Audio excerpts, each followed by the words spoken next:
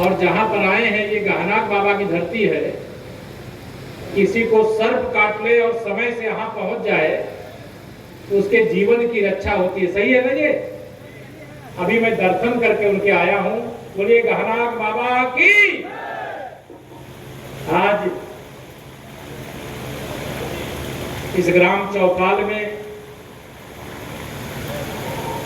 Bharatiya Janata party सरकार में मंत्री परिषद के हमारे साथी, जिन्हें अभी आपने सुना, ऐसे आसिम अरुण जी,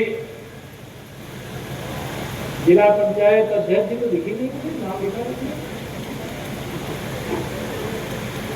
हमारे जिले के अध्यक्ष श्रीमान संजीव सिंह जी, हमारे पार्टी के वरिष्ठ नेता और निवर्तमान सांसद बड़े भाई आदरणीय लल्लू सिंह जी, हमारे विधानसभा के सम्मानित सदस्य आदरणीय रामचंद्र यादव जी, हमारे अनुसूचित मोर्चे के प्रदेश के अध्यक्ष श्री रामचंद्र कनौजिया जी, प्रदेश के 10 उपचुनाव हो रहे हैं और सभी उपचुनाव वाले क्षेत्रों में अनुसूचित मोर्चे के कार्यक्रम को बहुत सफलता से संपन्न कराए, वह भी मंच पर हैं।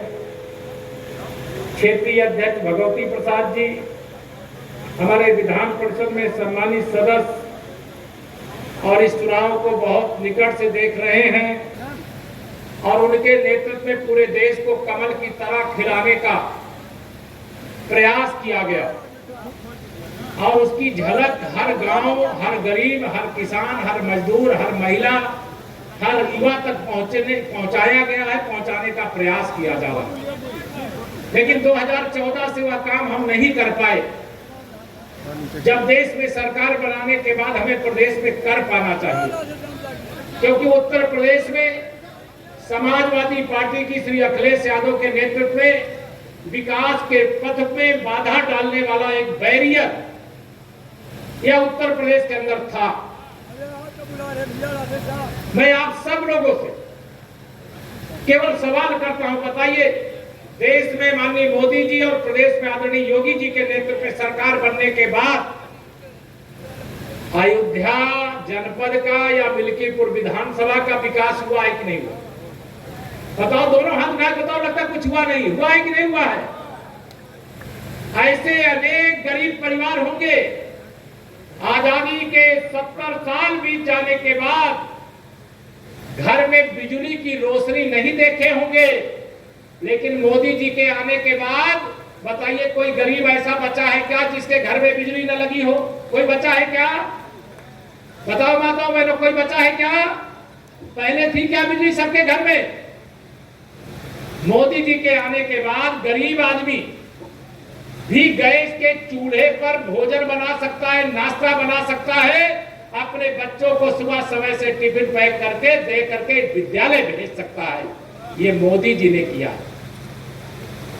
आप सब, मैं क्योंकि यहां से बहुत परिचित भी हूं, मैं 2017 के विधानसभा चुनाव में शायद गोरख बाबा जी के प्रचार के लिए यहां पर आया था।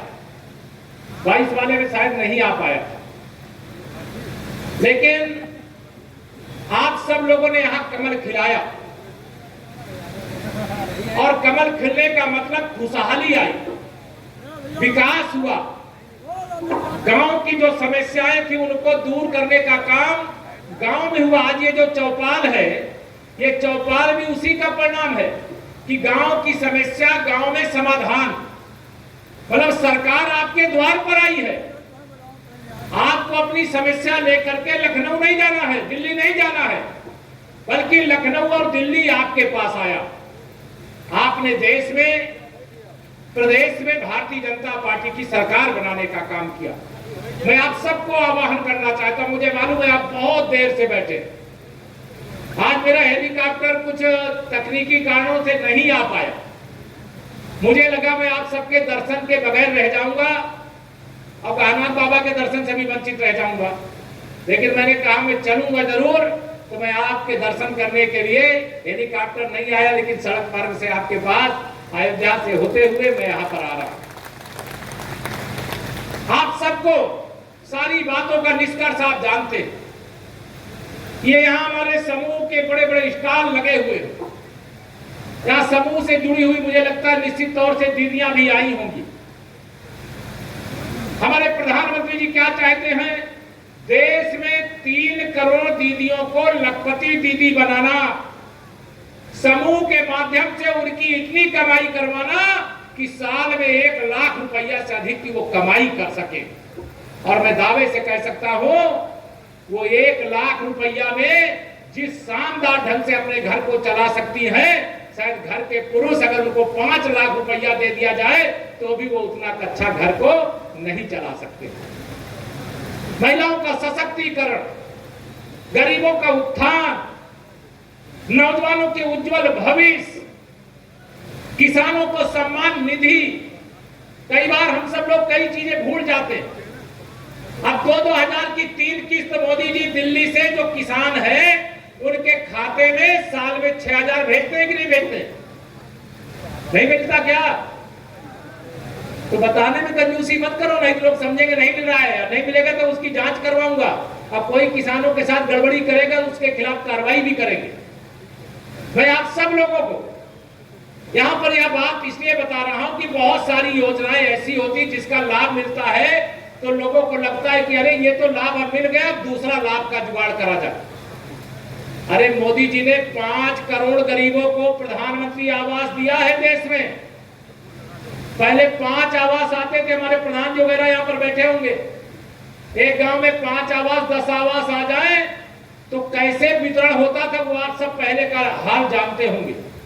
लेकिन आज 5 करोड़ को दिया जा चुका है, लेकिन जांच करने से पता चला कि अभी भी करोड़ों गरीब ऐसे हैं जिनको प्रधानमंत्री आवास देने की जरूरत है।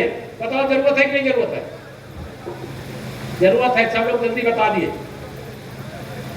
आपको अच्छी खबर बता रहा हूं, मोदी जी जब तीसरी बार प्रधानमंत्री बने उन्होंने पहला फैसला किया, पहली फाइल जिसमें साइन किया उसमें गरीबों को 3 करोड़ घर बना करके देने का फैसला लिया है। लेकिन इस बार गड़बड़ी नहीं करने देंगे। जिन गरीबों को घर नहीं मिला है, ध्यान रखना, उन गरीबों के साथ छल हुआ था। जब गरीबों की सूची बन रही थी तो जो अमीर थे उनको गरीब दिखा दिया गया और जो गरीब थे उनको अमीर दिखा दिया गया। इसके कारण मेरे बहुत सारे गरीबों को गरीब कल्याण का लाभ नहीं मिल पाया। लेकिन मोदी जी भी तो जानते हो वो गरीब माँ बाप के बेटे हैं, गरीबों का दर्द जानते, गरीबों की समस्याएं जानते, गरीबों के सामने जो चुनौतियां उनको जानते हैं। तो उन्होंने फिल्टर लगा दिया। गांव-गांव में आजकल सूची बनना शुरू हो गई। जो प्रधानी का चुनाव लड़ने वाले, मैंने कहा है क्योंकि प्रधानमंत्री आवास मेरे ही विभाग के अंतर्गत देने का कार्यक्रम है। मैंने कहा है जो अधिकारी मेरे विभाग के होंगे सुन लेंगे। केवल मिल्कीपुर विधानसभा ही नहीं, पूरे जनपद के अंदर जो सूची बन रही है उसमें कोई गरीब छूटने न पाए। जिसके पास घर नहीं है, गांव में खुली पंचायत करिए, खुली बैठक करिए। अब वो घोटाला नहीं होना चाहिए जिस घोटाले के कारण आज भी करोड़ों गरीबों को घर नहीं मिल पाया है। मोदी जी ने, आप बताओ यहां पर बैठे हो, अनेक गरीब ऐसे होंगे पहले इलाज कराने का पैसा नहीं होता था, बीमारी को पाले घर में पड़े रह जाते थे और मर जाते थे। लेकिन गरीब का बेटा जब देश का प्रधानमंत्री बना तो उसने कहा इस देश के एक भी गरीब को नरेंद्र मोदी नाम का व्यक्ति बीमारी के कारण इलाज के अभाव में मरने नहीं देगा। और 5-5 लाख रुपए के आयुष्मान भारत योजना से अगर भगवान न करे कोई बीमार हो, लेकिन अगर बीमार हो जाए, अगर 5 लाख रुपया तक का इलाज आपको कराना पड़े तो आप भुगतान माननीय नरेंद्र मोदी जी करते हैं, आदरणीय योगी आदित्यनाथ जी करते हैं। आप गरीब को घर बेचना नहीं है, खेत बेचना नहीं है, जेवर बेचना नहीं है, कर्ज लेना नहीं। आयुष्मान कार्ड जिनके ना बने हो, मुझे लगता है यहाँ स्टॉल जरूर लगाए होंगे, वो बनवाने का काम करिएगा। राशन तो मिल रहा है कि नहीं मिल रहा है? जोर से इतने इधर माताओं बहनों को नहीं मिल रहा, लग रहा नहीं मिल रहा, क्या मिल रहा बताओ भी नहीं।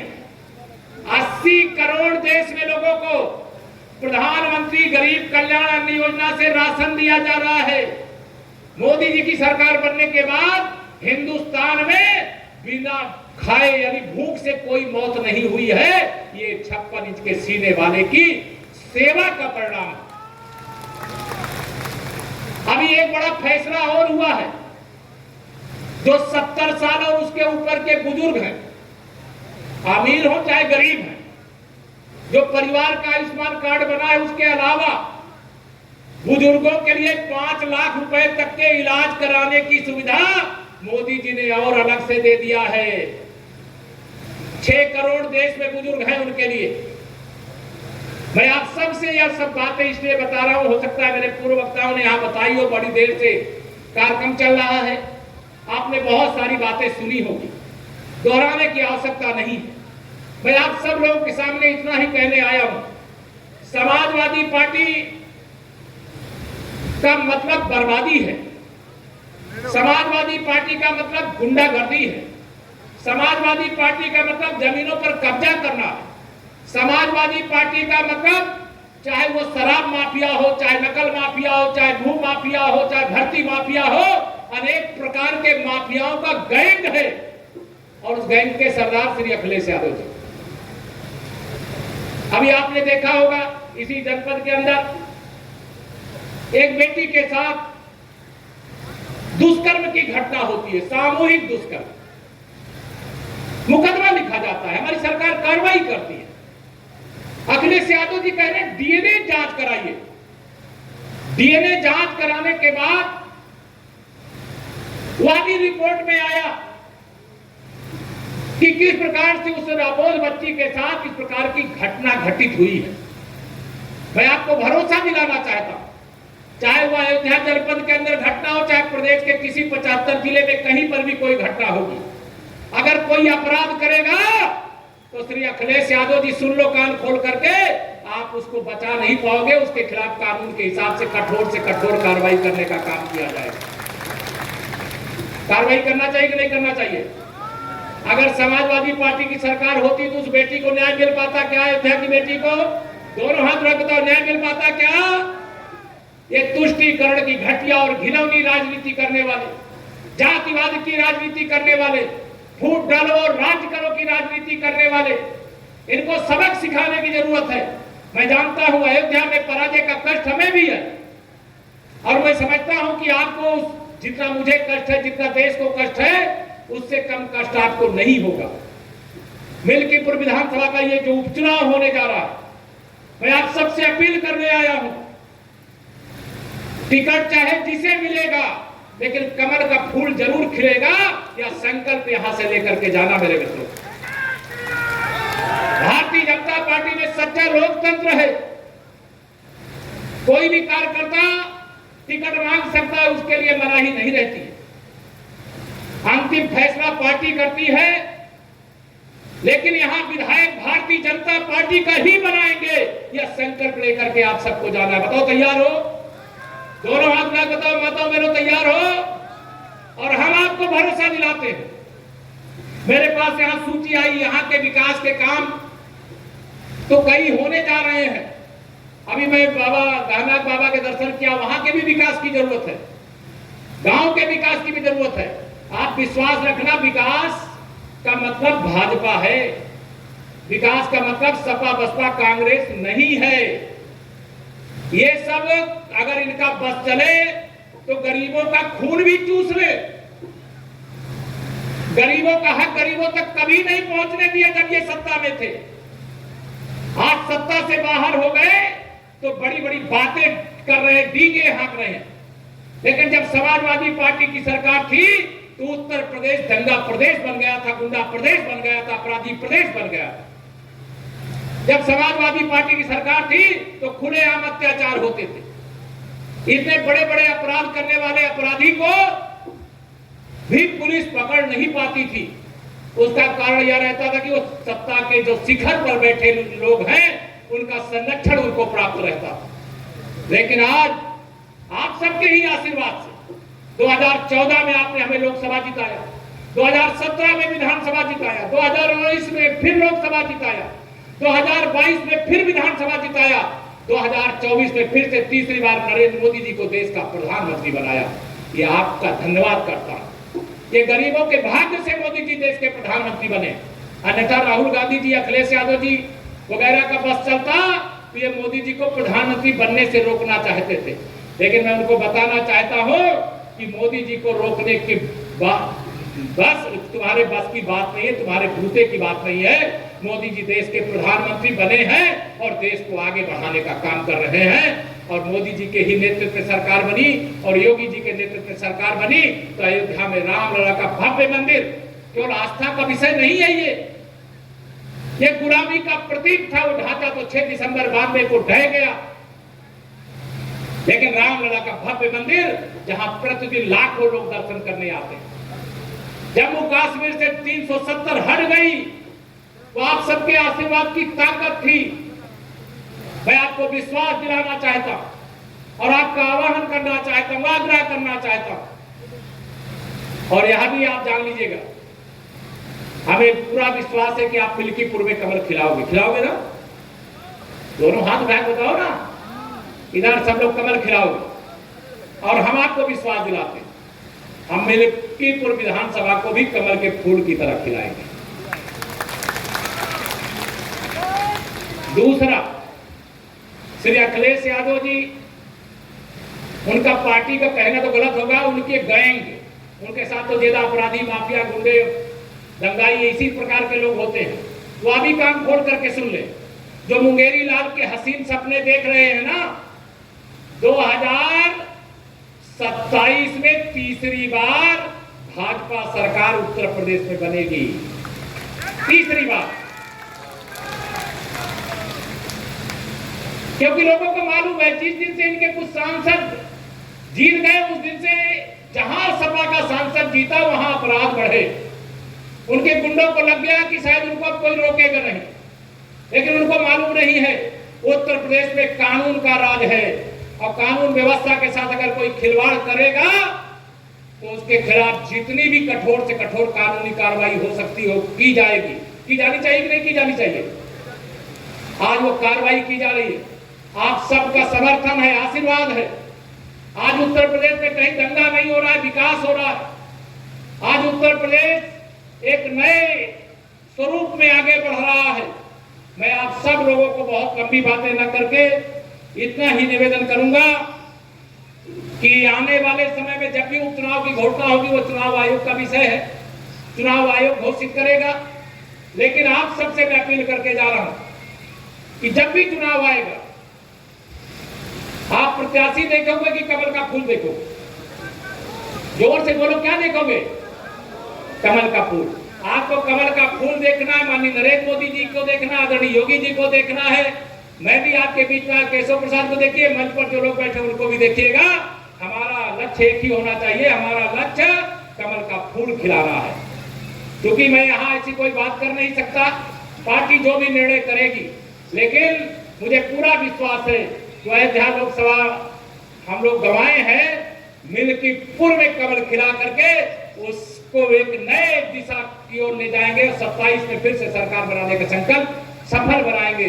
क्योंकि आप सब जानते हो, अभी माननीय मोदी जी के नेतृत्व में कैबिनेट ने एक बड़ा फैसला किया है, एक देश में एक बार चुनाव होना चाहिए, 1 नेशन 1 इलेक्शन। यानी 5 साल में कभी विधानसभा, कभी लोकसभा, कभी ग्राम सभा, कभी नगर पंचायत, कभी नगर निगम, ये सारे चुनाव एक साथ होने चाहिए कि नहीं होने चाहिए? ये सारे विरोधी कर एक साथ नहीं होने चाहिए। अगर अभी चुनाव यहाँ घोषित होगा तो आचार संहिता लग जाएगी तो विकास रुकेगा कि नहीं रुकेगा? जब चुनाव हो जाएंगे तब विकास फिर शुरू होगा, पैसा भी खर्च होगा और विकास भी रुकेगा। तो मोदी जी ने 1 नेशन 1 इलेक्शन, किनके नेतृत्व में कमेटी बनी है? जो देश के राष्ट्रपति थे आदरणीय रामनाथ कोविंद जी, उनके नेतृत्व में कमेटी बनी है और उस कमेटी ने अपनी रिपोर्ट दिया है। अभी हमने संविधान निर्माता भारत रत्न बाबा साहब भीमराव अंबेडकर के चरणों में नमन किया है और वो नमन करके आपको यह बताते हुए मुझे गर्व हो रहा है कि देश के पहले कानून मंत्री कौन थे? बाबा साहब भीमराव अंबेडकर जी थे, भारत रत्न थे। और मोदी सरकार के कानून मंत्री कौन है? माननीय अर्जुन राम मेघवाल जी हैं, वह भी अनुसूचित वर्ग से आते हैं। हमारे बाबा साहब भी अनुसूचित वर्ग से आते थे। आज एक अलग प्रकार का वातावरण बनकर के तैयार हुआ। बहुत सारी बातें वो सब मैं नहीं कहूंगा, आप सब देर से बैठे हैं, कार्यक्रम में इतनी देर तक बैठना, इससे ये संदेश साफ है कि आप सब 2024 के इस उपचुनाव में कमल का फूल खिलाएंगे, भाजपा को जिताएंगे और चुनाव के समय हो सकता है हम आप सबके बीच में फिर एक बार आवें। हमारे संगठन के जो पदाधिकारी वो जो तय करेंगे उसके हिसाब से करेंगे, लेकिन आप सबके भरोसे चुनाव का उत्तरदायित्व सौंप करके देता हूं अपनी वाणी को विराम। दोनों हाथ उठा करके बोलिए जय श्री राम।